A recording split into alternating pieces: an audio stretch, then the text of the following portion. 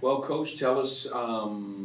We've been hearing about there's some names that we're maybe not quite familiar with that have been looking good. Tell us how that's been going so far in your unit.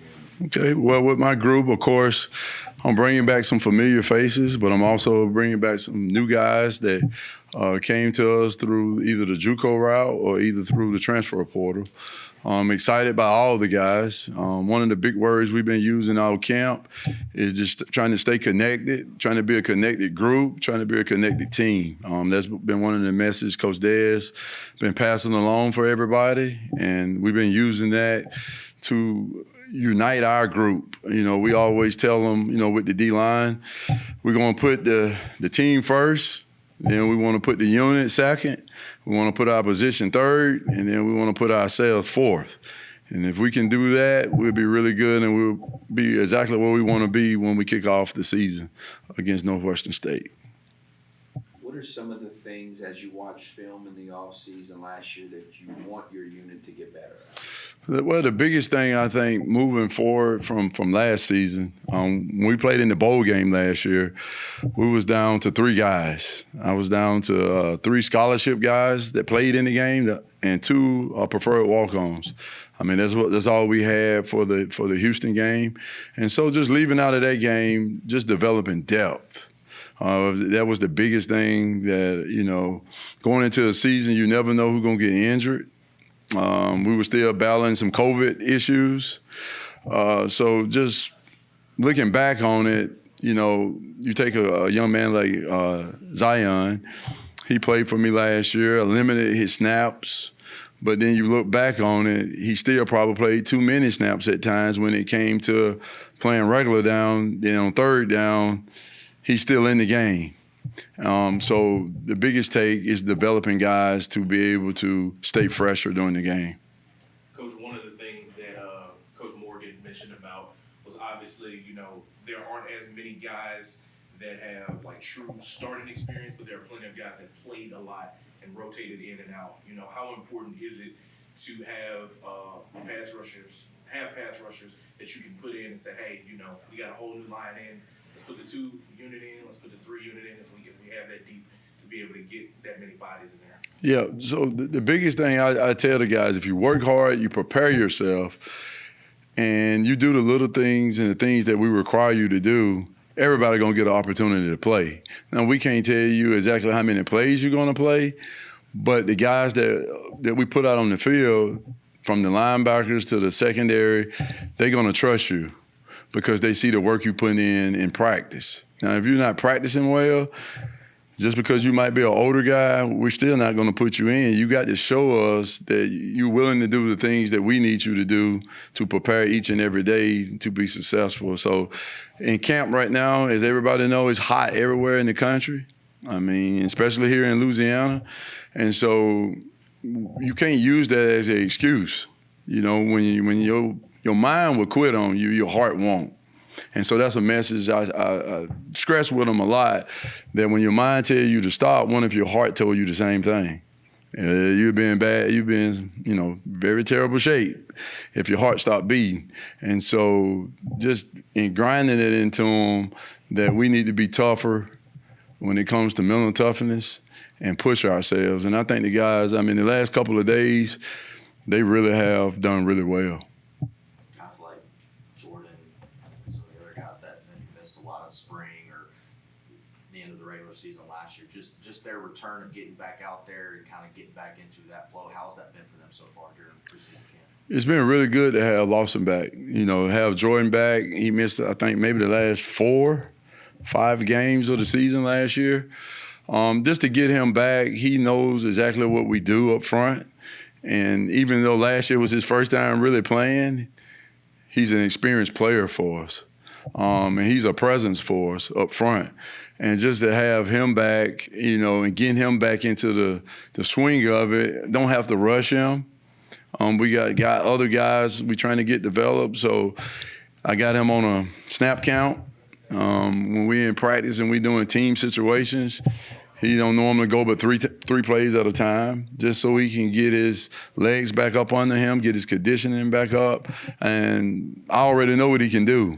So that's another thing. I don't have to leave him out there 6 and 7 plays trying to figure it out, like what can he do? I already know what type of player he is. So it's good having him back, though. The newcomer, Antoine Bayless, what have you seen from him? What can he give y'all this fall? Antoine is a player that we found in the portal. I think Antoine was in the portal since probably December. And so, you know, when I seen him, of course, he came from a Division II school.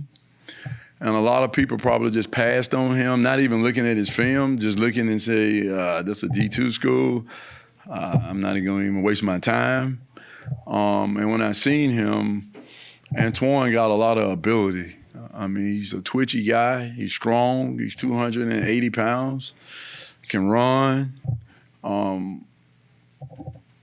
The thing with him is coming in, you know, to a program like UL is new to him. The scheme is new to him.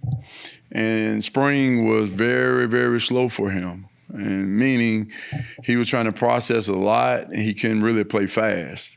Coming out of spring, of course, we get the summertime and they get a chance to get even stronger and get a chance to sit down with some of the older guys now and finally get a chance to really try to learn what we do.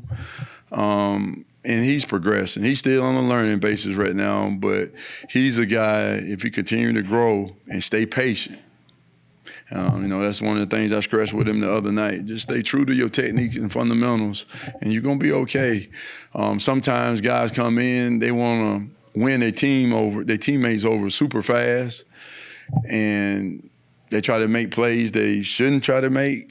And I think he's understanding now how to fit more into our scheme, that he don't have to try to get out there and just wow somebody by doing something spectacular. Just play within our scheme, and people gonna notice what he does. Is he a speed rusher from is that his number one skill set or what? Well, I got probably 3 to 4 guys up front, and they're a little different. And meaning, when you look at D linemen, sometimes you see a guy, he's strong, but he's not twitched up. Or you'll see a guy that's really twitched, but he's weak. Antoine is a guy that he has a little bit of both.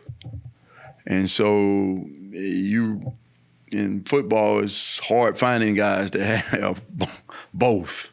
And that's what I see in him. You know, I'm not putting a lot of pressure on him, but when I first saw his film, we had a guy at South Carolina, Melvin Ingram. And Melvin's, he's been a pro for I don't know how many years, but Melvin had both. That means he could hit you with power, he could hit you with speed, and he could hit you with twitch. Like he had a little bit of everything. And I think Antoine is in that mold. He got a little bit of everything. The thing he don't have right now that we can continue to try to grow is just from the neck up, understanding what's around him. But he's working towards that. From a leadership standpoint, how have you seen guys, like Sonny Hazard, Marcus Weiser, try to take reins of the role? Mm-hmm. When you're talking about the leaders, at each position up front, we got guys that try to lead. From the F position, I would say Jordan Lawson. He's my leader with that group. When we move into nose, Sonny Hazard, a guy that played a lot of snaps here now, he's a leader in that group. And then at the E position, the guy that I got 2 guys there that leads well, and one of them used to be quiet, and he didn't used to say much. And that's Mason Narcisse. The other guy is Nigel McGriff. They lead real well at that position. Tell us about those 2 guys. Progress and what they could be for y'all this year. Those 2 guys could be really good. Mason got all the talent. Like I was saying about Antoine, is just continuing to progress him from the neck up. Nigel is a young man that works extremely hard. He's going to give me everything he got. And he's a great example for the younger guys to see how you should work in individual and then take it to a team set.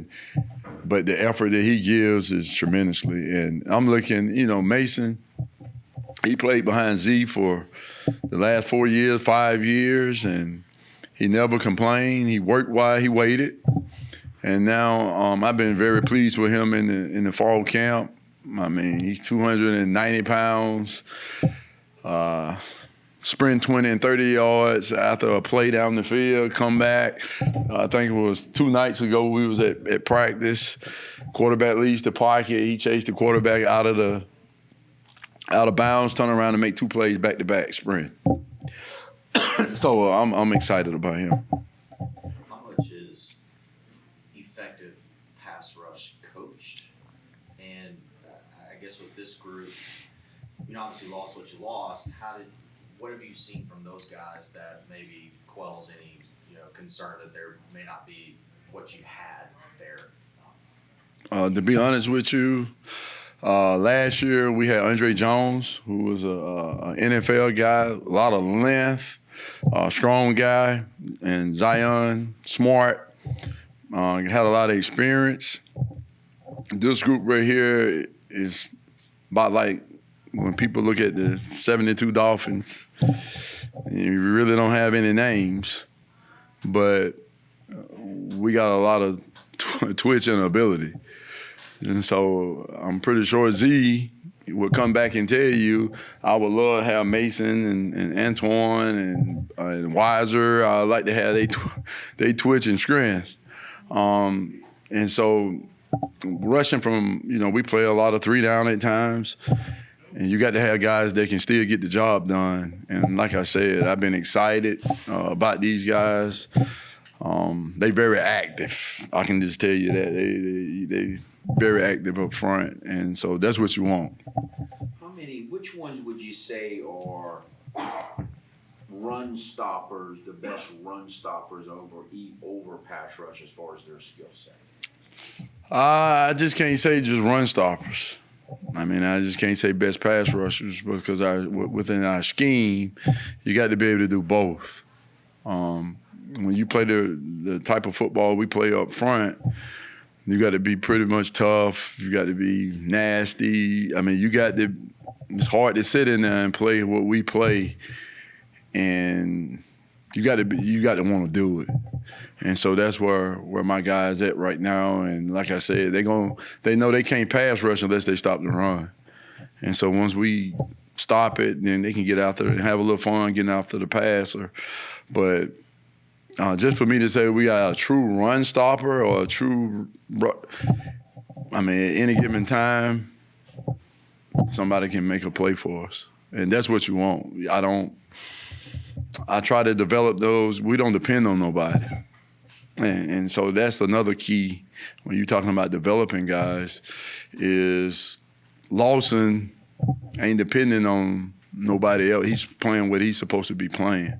Now, as a collective group, they understand when somebody messes up, that's all of us. But when we go into it, everybody playing their individual specific assignment. And if we can do that and continue to do that, I think we're going to be where we need to be the first game of the year. But I'm excited for the first game of the year.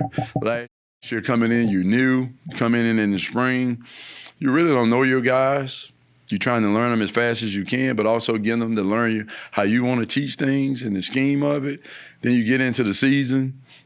You're still learning about your guys, which guys can push themselves, which guys can play with, being a little dinged up. Coming into this season, I know my guys. Like I know them. And so I'm excited about that. And we'll roll them out there. We just don't, like they know it, we're not going to play 3 people. We're not going to play 6. We're trying to play 9. That's what we're trying to do. And they all got specific things we might have to let them do during the game, but we're going to play a lot of bodies. And that helped us last year moving towards now this year. Everybody good? I got one. Go ahead. Go ahead. Who's a guy or guys, that didn't get as much playing time last year that's been showing some flashes for you this far in camp? most of the guys that's back, I'm just saying, like for Nigel McGriff, Nigel probably played like 175 to 200 snaps last year, 225, and he's a guy that has flashed. Kadarius Miller is another guy, young man that haven't mentioned yet. Last year in the spring, he got with us, and I played Kadarius behind Mason Narcisse, out of position because of Jordan went back during the spring. And so Kadarius sacrificed. I put him in the hardest spot to learn our scheme. Now I'm moving him to where he's comfortable at nose, and now he's starting to take off because he's a young man that he got twitch, he's strong, he can run. And so those are guys, if you're gonna ask me instead of the season of last year, from the spring, he's one of the guys I would say has really picked up his play. Him and Nigel and Mason, like I said, Mason Narcisse, like Mason had a great camp. I'm like, he's moving well at 285, 290, he's moving really well. So I'm excited about them guys, and of course I always got Blake Chapon. He's a older guy now, but Blake can play all three for me. So anytime I need Blake to come in wherever, Blake, he's the glue. You got to have guys like that. And him and Nigel both. Nigel can play all three. And so I'm excited about my group. So I ain't got no hair to lose. So, right now with the freshmen, you know how that goes. They work you hard right now. So thank God, you can't, in this interview, you can't tell. They're like, man, coach, I can tell, boy, he's some sleepless nights, boy. His hair's starting to disappear, but see, I ain't got no hair, so it ain't no telltale sign with that one. So, but yeah, that's about all I got for my group. But I'm excited about it, and I appreciate you guys, and I appreciate you guys covering us, and being able to, talk about our guys. I mean, they excited anytime they can see you guys and follow you guys and see the things you talking about and mentioning about them and about our school. That's important to us. So many times, you guys know, it's hard being in the media because you had to ask tough questions. But that's your job. You're trying to be the best you can be in what you do. And so we appreciate that. And I look forward to talking to you guys again pretty soon. Thank you.